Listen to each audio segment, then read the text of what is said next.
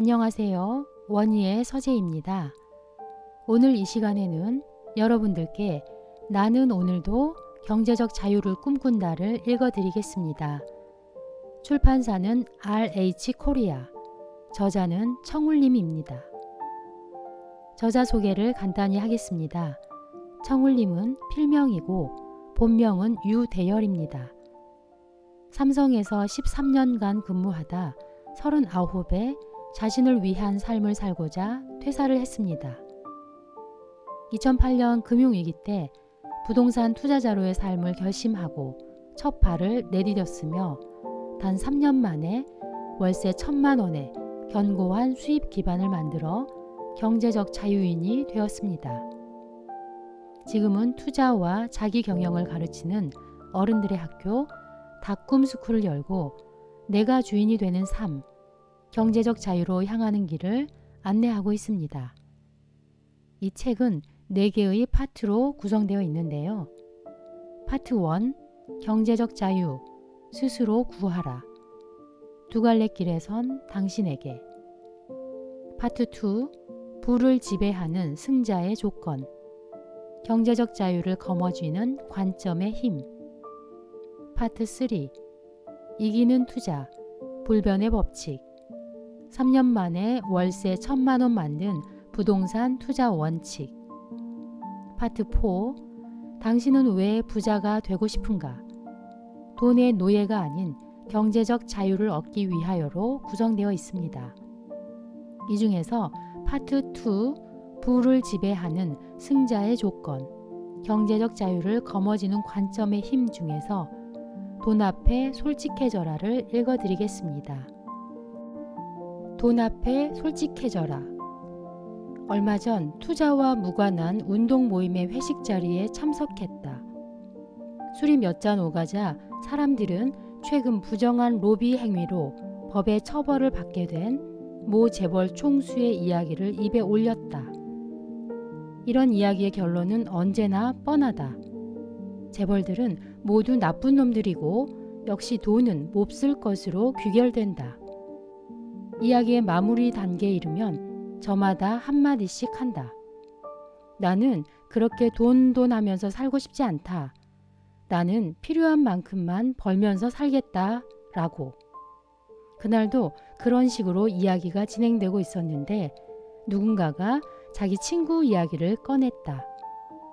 친한 친구가 전형적인 금수저인데 물려받은 재산만 100억이 넘으며 지금 받고 있는 임대료만으로도 평생 먹고 사는데 부족함이 없어서 부러워 죽겠다는 얘기였다. 그런데 이야기를 듣고 있는 사람들의 반응이 재미있었다.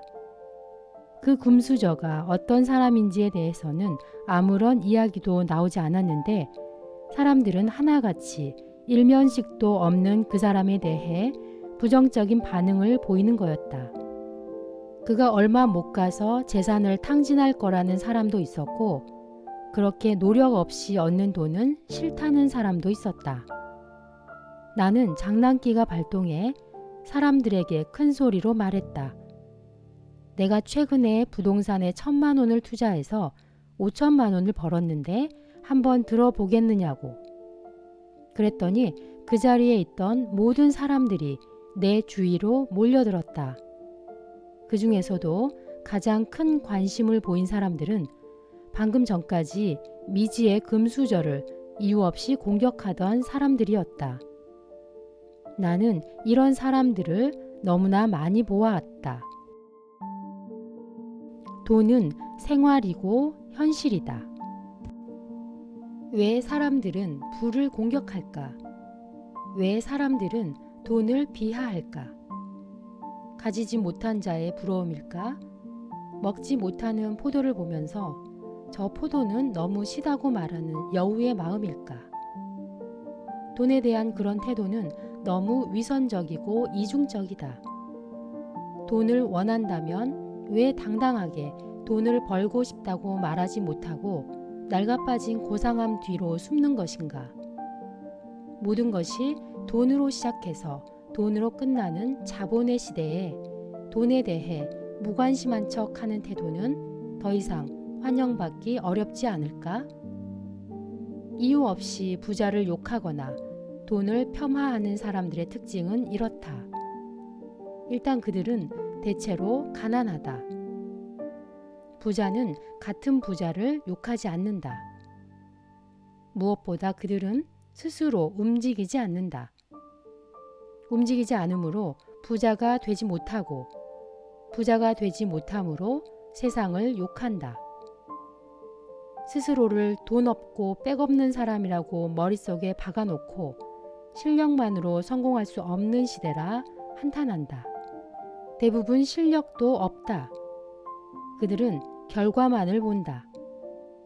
탐욕스런 졸부와 노력하는 부자를 구별하지 못한다. 겉으로는 돈을 얕잡아 보지만 속으로는 돈을 그리워한다. 결국 돈 때문에 큰 고생을 하게 된다. 이것은 안타까운 시나리오다. 자본주의 사회에 살면서 돈을 부정함으로 인해 삶이 불행해지는 이야기다. 축구 경기장에 들어와서 왜 축구를 발로만 하느냐고 발 잘 쓰는 사람들이 다가 아니라고 우기는 거나 마찬가지다. 그러면서 정작 자신은 발을 잘 쓰기 위해 어떠한 노력도 하지 않는 것과 무엇이 다른가? 그러니 더 이상 돈을 부정하지 말라. 돈을 얕잡아 보거나 비하하지 말라. 그럴수록 다가오는 건 가난뿐이다. 나는 맹자가 말한 무항산 무항심이란 말을 정말 좋아한다. 일정한 생업이나 재산이 없으면 올바른 마음가짐을 유지할 수 없다는 뜻이다. 중국 춘추 전국시대의 명재상 관중은 창고가 가득 차야 예절을 알고 먹고 입는 것이 풍족해야 명예와 치욕을 알게 된다라고 했다. 일단 먹고 사는 것이 해결되어야 인간답게 살 수 있다는 말이다. 참으로 지혜로운 자세가 아닌가. 오늘날 수많은 범죄가 돈 때문에 일어나고 있다. 가정과 사회에서 일어나는 수많은 문제도 돈과 연관되지 않은 것이 없다. 이러한 시대를 잘 살아가기 위해서는 무엇보다 돈을 가져야 한다. 그것을 부정해서는 안 된다. 부정하면 할수록 가난해져 많은 문제를 안고 살아가게 될 것이다. 돈으로 행복을 살 수 있는가? 라든가 꼭 돈이 많아야 행복한가? 라는 의문을 품으며 애써 돈의 가치를 폄하할 필요도 없다. 돈과 행복 사이에는 애초부터 등가 관계가 성립하는 게 아니니까 말이다. 분명한 것은 돈이 많다고 반드시 행복한 것은 아니지만 돈이 없으면 불행할 확률이 높다는 것이다.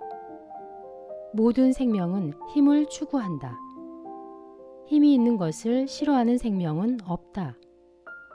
자본주의 사회에서 돈은 곧 힘이다. 부인하고 말고 할 것도 없지 않은가. 또한 모든 생명은 자유를 추구한다.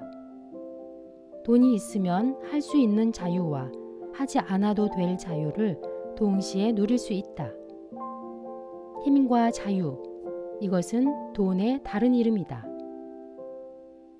돈에 대한 나의 가치관은 명확하다.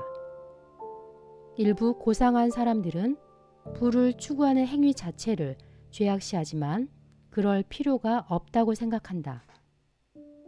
나는 부자가 되어 자유를 누리며 살고 싶다. 그 자유를 이용해 나는 성장할 수 있을 것이다.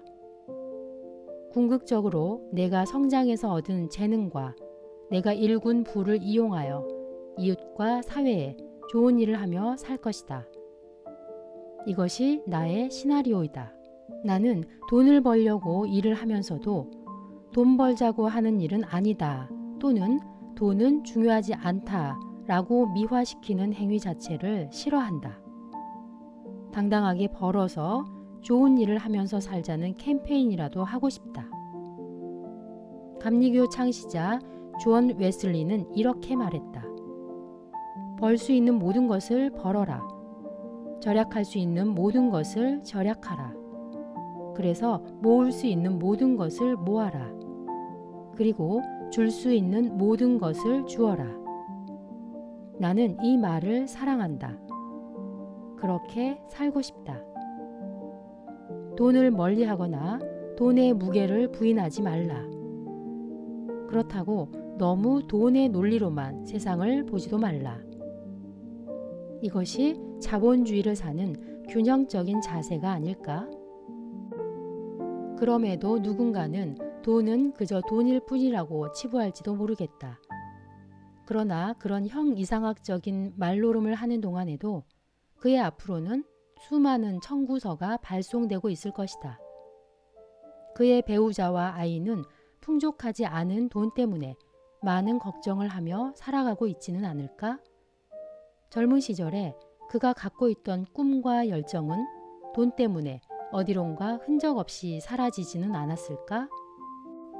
탐욕이고 허영이기 이전에 돈은 생활이고 현실이다. 그러니 어서 빨리 돈 앞에 솔직해지자. 게임은 시작되었는데 아직 매뉴얼도 펴보지 않은 사람은 매우 위험하다. 이제라도 서둘러 돈 공부를 시작할 것을 권유한다. 세상이 바뀌기를 기다리지 말고 스스로 부자가 되어 돈을 지배하는 쪽이 훨씬 빠르고 멋지다.